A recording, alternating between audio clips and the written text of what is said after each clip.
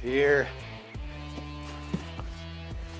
Finally got here, guys. This is gonna be the key to breaking 600 horsepower. All the reviews said it added at least an extra 50 horsepower. Welcome back to the Decent Garage and back to another Road to 600 video. Last video, we installed our compound turbo kit and it turned out amazing. In this series, we're trying to take this VE pump 12 valve Cummins from the factory stock 160 horsepower up to the 600 horsepower mark. I've teamed up with the Hungry Diesel to work through their power packages that they offer, and we are almost to that mark. Our last dyno run was 500 horsepower, but we've added another turbo. We're gonna add some more air today, and we have a dyno event in 1 week that we're hoping to hit that 600 horsepower mark. Make sure you stay tuned to the end of the video. Not only are we gonna install a new intercooler, a cold air intake, a new windshield washer fluid reservoir, but we are gonna install the secret ingredient that should be what gets us over that 600 horsepower mark.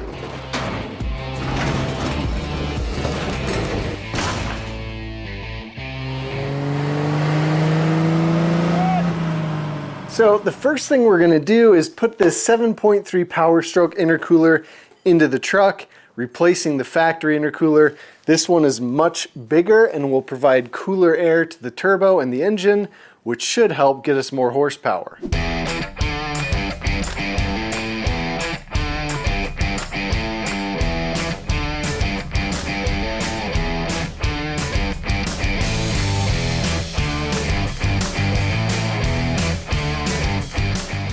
All right, we got our grill off, we got our bumper off, we got our valance off, we got our intercooler out. So here is the factory first gen intercooler. So there's the comparison, and the 7.3 one's about ½ an inch thicker as well. So the next thing we need to do, we have to take off these mounts, this one, and this one, and we have to notch this section out of here. I've actually done this whole install in another video that I'll link in the description. Then you can watch another version of it, but we're doing the exact same thing that I did in that video.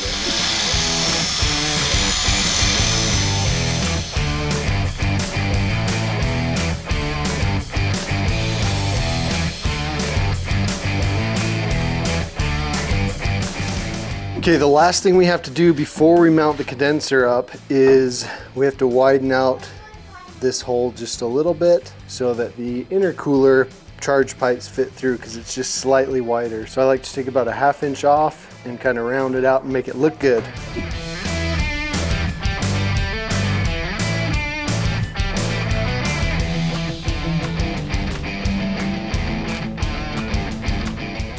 Since I had the whole core support exposed, I decided to do some much needed paint touch-up.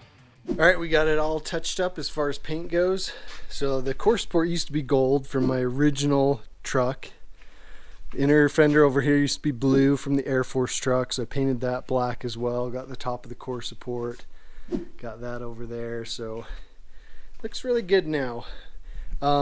We're about ready to mount the AC condenser, but I forgot I gotta weld on the brackets to hold the intercooler. So we'll do that first, and then we'll just go right into mounting the AC condenser and right into the intercooler.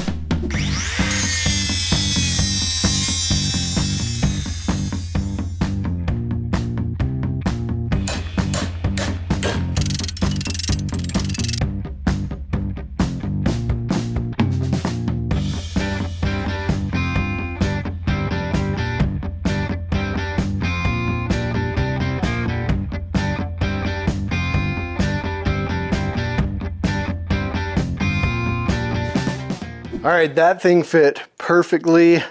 So the bolts I just went and grabbed at the store are ½ inch to 1 inch too short, so my wife is grabbing some right now, but we can do something else while we wait for those bolts. Let me take off this charge pipe and I'll show you what we need to do. All right, so this charge pipe, it's a 3-inch pipe, but it necks down to 2.5 inch for the stock first gen intercooler. So we need to cut off right here. I've got some 3-inch pipe, I put a bead roll on it, so we're basically going to cut off, put a new 3-inch pipe on, weld it on there, and install it. We'll pull it back out at some point and get it powder coated, but we don't have time for that before the dyno event.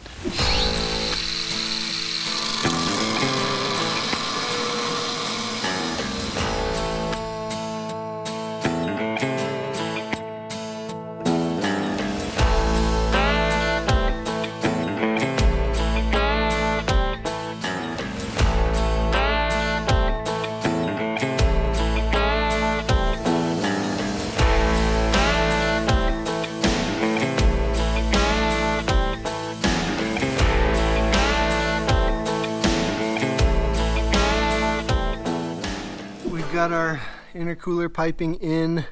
It's not connected because I need to order bigger clamps for that, 3.5-inch clamps. They'll be here in the morning. And this side, I'm actually really happy because TJ Frey's compound kit comes with a charge pipe for here, and we weren't sure if it was going to fit for the 7.3 intercooler, and it fits perfect.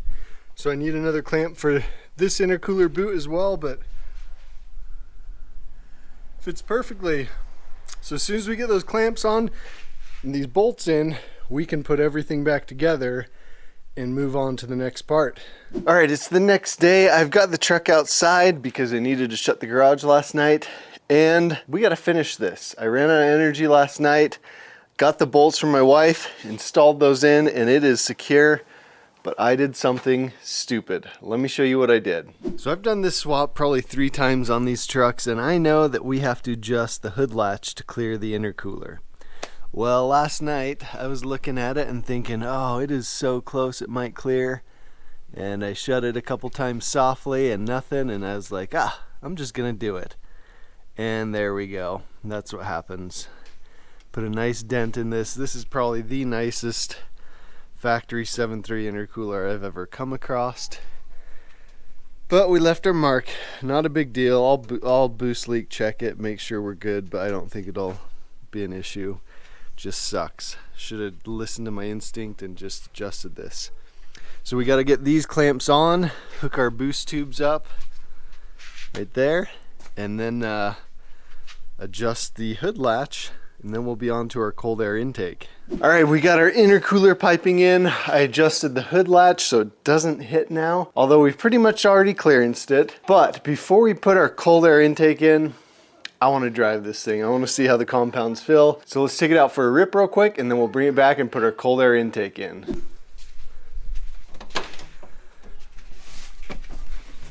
All right.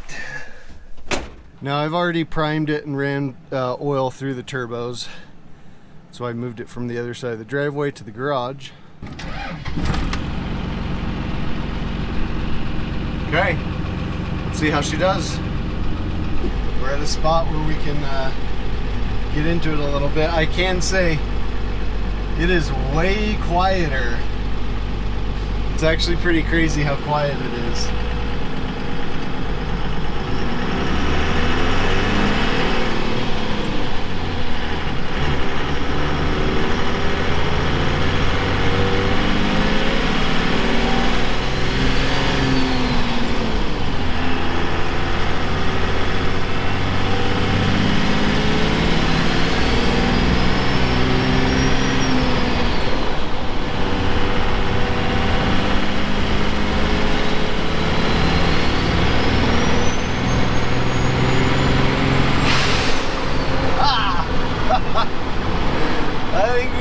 Intercooler boot off.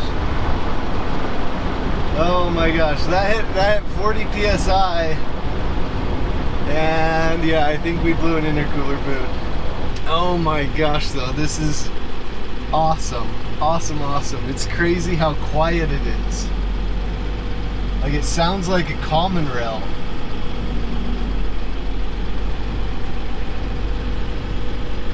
So let's stay back, see what boot we blew off, and assess what we need to do.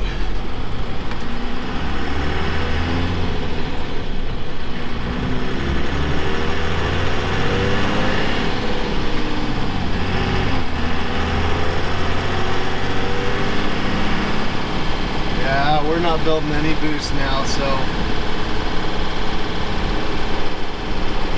let's check it out when we get home. Let's see what the damage is. Honestly, probably no damage, but just clamp didn't hold the boot. At least that's what I hope.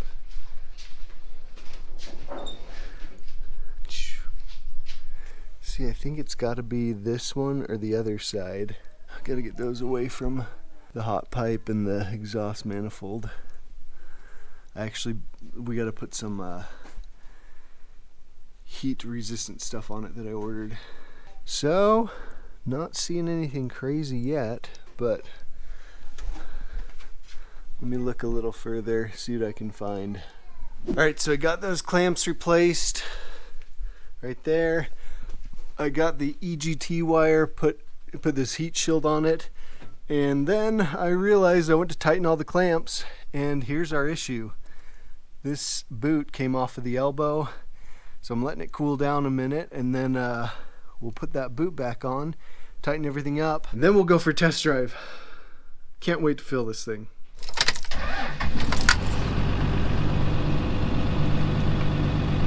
Alrighty, here we go.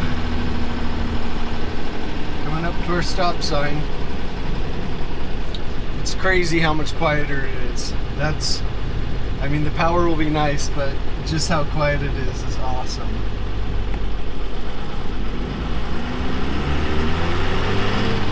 And someone pulled out in front of me, so.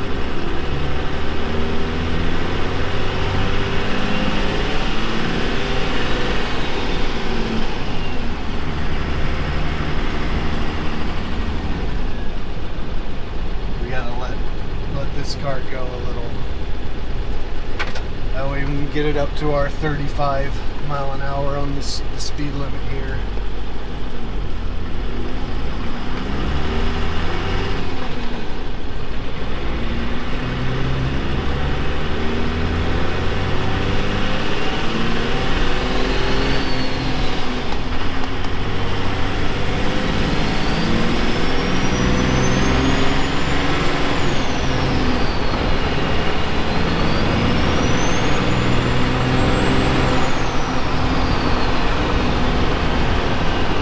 There we go. I had to let off of it because there's a car right here, but that was only 35 pounds of boost. So let me flip the U-turn and we'll break 40 for sure. I don't want to give it too much boost because I need to retorque my head studs. So I don't want to blow a head gasket before this event.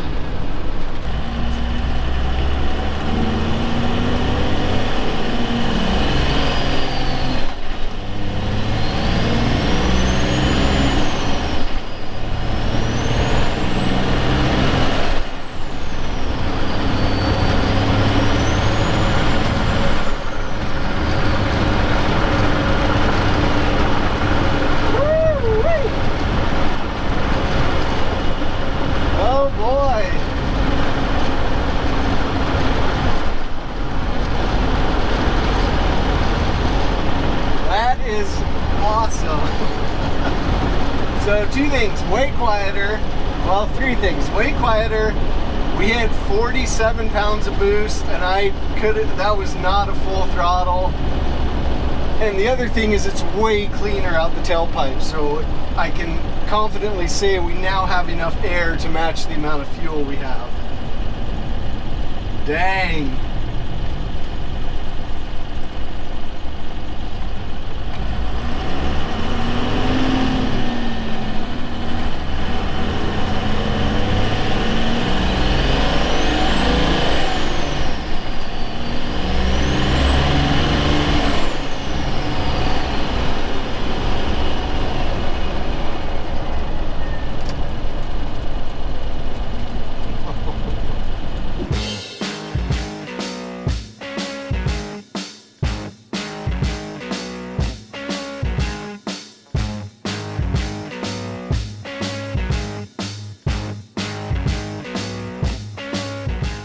So we're gonna put the front bumper back on, and I totally forgot I had these. Actually, a guy down at this event that we're going to for the dyno last year gave these to me, and I've wanted to put them on, so we're gonna put them on now.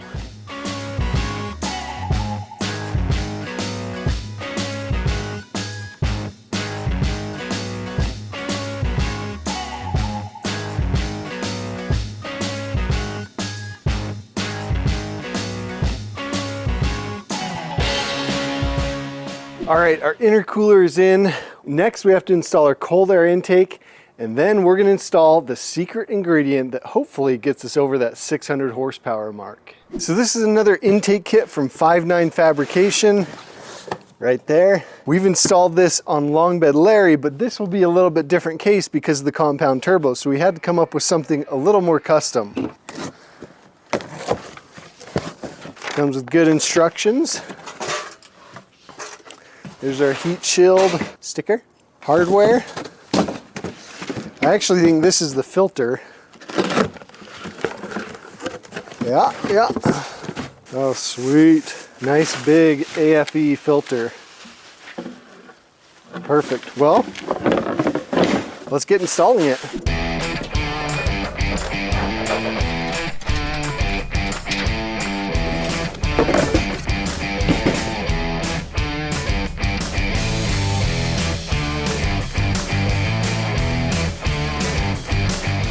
Well, I think this pre-filter is going to stay on better if we actually undo the filter and wrap it through there. Should have thought of that.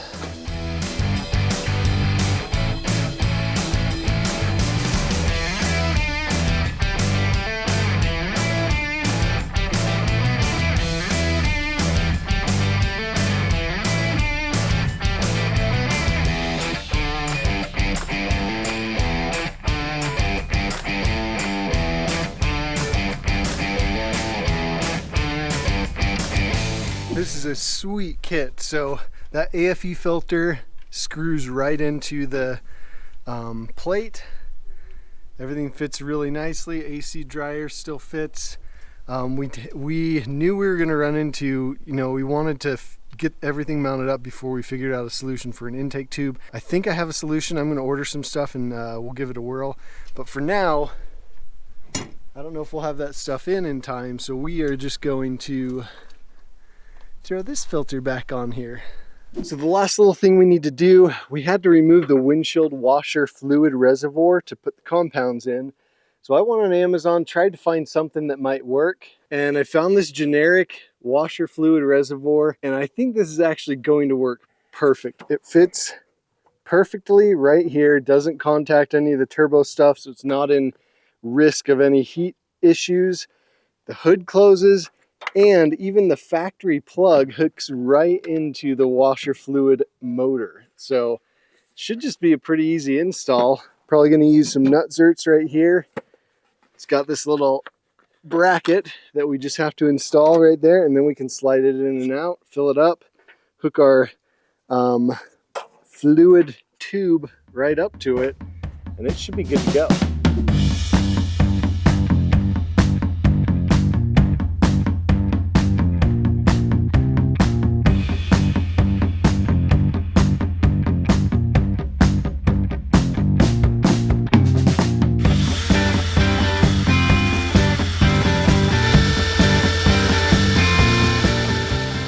Okay, I got the bracket mounted. I actually just took this air filter out so I could reach in and use this bolt and a nut because I didn't have enough room to get my nut zert tool in here.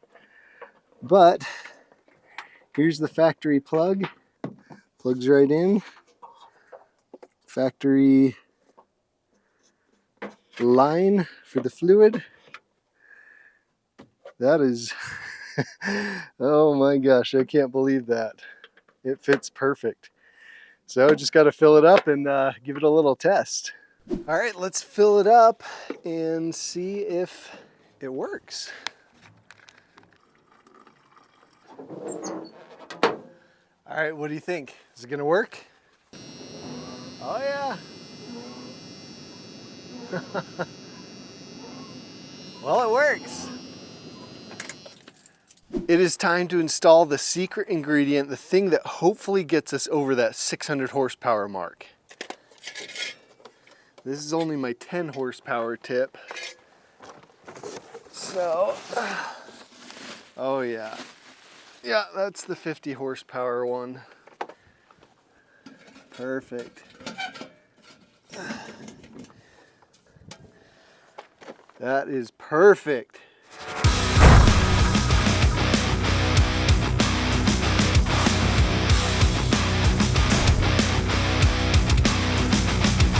All right, we did it. We have everything we need installed to hopefully hit that 600 horsepower mark. So the next step, we got to load long bed Larry up onto a trailer. We're going to tow it down with the OG crew cab at Diesel in the Mountains in Richfield, Utah, where hopefully we hit the 600 horsepower mark with this, and long bed Larry is going to make its debut as a finished truck. So we'll see you guys in that video. It should be really fun. I'm gonna take you guys along. Hopefully we'll hit that number. You'll have to tune in to see if we do.